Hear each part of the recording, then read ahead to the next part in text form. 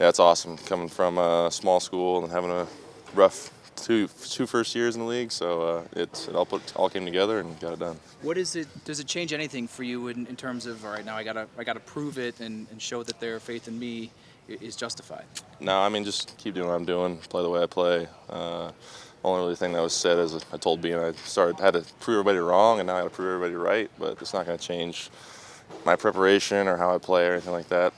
Just stay who I am. So. Josh said that he's really excited for you, but he's also excited for himself to have you for the long term. How much does protecting him mean to you? It means the world. I didn't want to go anywhere else. That's what I want to take care of. That's what I want to block for. I want to help lead this team. But it feels good to have his good graces for sure. I was just looking at the contracts on the O-line, and really, you guys are all kind of locked up here for a while. Yeah.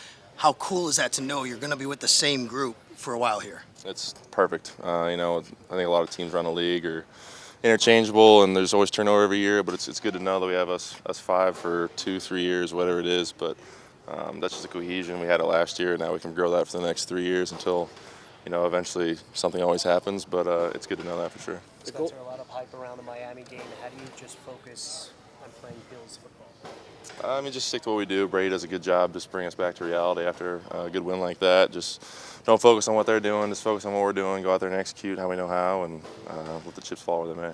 The objective is obviously to keep Josh clean all the time. Yeah. Is there extra urgency at all, understanding he's a little dinged up back there, and any sort of hits could even make things worse? Nah, there's nothing really extra we're putting in, especially the short week. You can't really change anything around, but I don't think you're going to see any difference in Josh's game, whether he's dinged up or not, and that's why we love him. But no, nothing's changed for us. All the superlatives we talk about with Josh, where does toughness rank, especially in light of what's going on now? What'd you say? How impressed are you with how tough Josh is? I mean, it's not a shocker to me. I mean, I know he's banged up and everything, but you see him after the game, he's all smiles, hanging out. You see him come in here and do his rehab. Everything's on the up and up. There's not a care in the world for us about his health right now, and I think that's how he likes it as well. Spencer, when did all this start for you as far as the contract extension? Can you kind of take us back to the point where you kind of figured maybe something would happen?